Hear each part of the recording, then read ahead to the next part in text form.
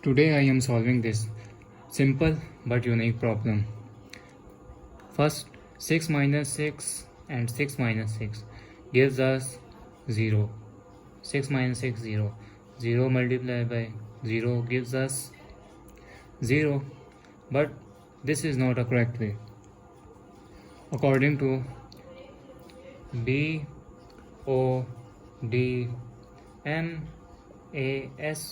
rule, B stand for bracket, O stand for order, D stand for division, and M stand for multiplication, A stand for addition, S stand for subtraction.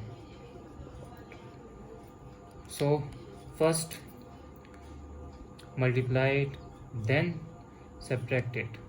First multiply it, 6 into 6, which is 36, minus 6 minus 6. So 6 minus 6 gives us 6 minus 36 gives us minus 30 minus 6. That gives us minus 36 answer.